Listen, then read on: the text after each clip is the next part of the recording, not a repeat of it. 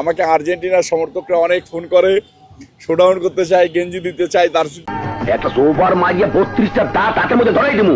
এখন শুনি মদ খাইতে বলে লাইসেন্স লাগে মানুষ স্পিকার। এইটা কোন দেশের আইন আমি জানি না মানুষ স্পিকার। নারী প্রধানদের হাতে ফ্যামিলির কাছে 25,000 টাকা করে প্রতি মাসে পৌঁছে দিব।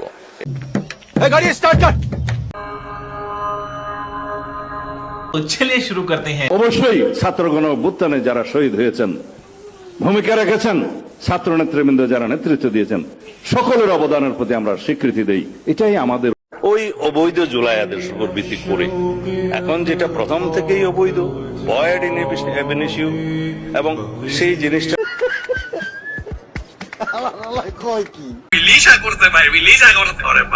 এগুলা যারা অধিকাংশ এমপি এগুলা চোর বাটপার। বলো বাবাজি, এগুলা মাদক বিক্রি করে, নারী ব্যবসা করে, তারপরে রাস্তাঘাটে টাকা খায়া ফেলে, হসপিটালে টাকা খায়া ফেলে। ওই যে বৃদ্ধ মহিলাদের যে কার্ড দেয় টাকা, এগুলো চোর। আমার আগে আমরা, আমাদের আগে দেশ,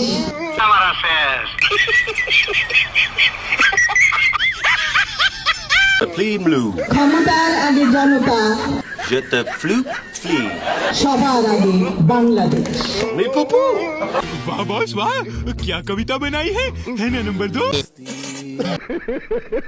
আমরা যখন 10টা ভাইয়ের সাথে যাই তখন আমাদের শরীরে যখন গ্যাসা লাগে তখন আমরা মনে করি যে ভাই রাজনৈতিক ভাই গ্যাসা দিয়েছে। কখনো প্রপোজ করলে না, একদিন সামনে এসে দাঁড়ালেও না অন্যদের মতো, শুধু দূর থেকে ভালোই বেশি গেলে। আচ্ছা হ্যাঁ ম্যান দাও। জন্ম ঠিক নাই, রাশেদ বিয়াদব, চরম বিয়াদব রাশেদ। ওর বিচার হওয়া উচিত। বলেন কি? মুনাফিক শালা বিয়াদব, তাছাড়া দালাল। রাশেদ দুই গেলে দুটো আমরা তালে ভুয়া। আমি নারী প্রধানদের হাতে ফ্যামিলির কাছে 25,000 টাকা করে প্রতি মাসে পৌঁছে দিব। এইটা একটা কথার মতো কথা কইছো। কি বলতে চাস বন্ধুরে তুই? এমনে সরি, 2,500 টাকা, আমরা 25,000 টাকা দিতে বলে খুব ভালো ছিল, সম্ভব হলে।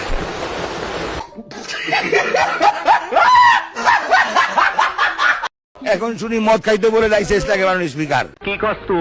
এইটা কোন দেশের আইন আমি জানি না মানুষ speaker. I have a plan. রাস্তাঘাটে যেখানে সেখানে মদের দাম বাড়াইছে, মাইন্ড করছে।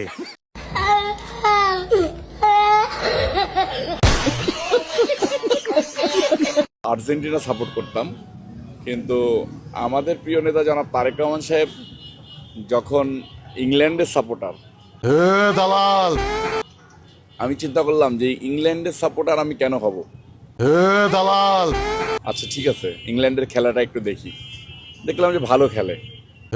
দালাল অপরাধের শুরু আছে, শেষ নাই। পৃথিবীর সৃষ্টি হওয়ার পর থেকে পৃথিবীতে যত অপরাধ সংগঠিত হয়েছে সব অপরাধ তোর, সব অপরাধের পিছনে তুই।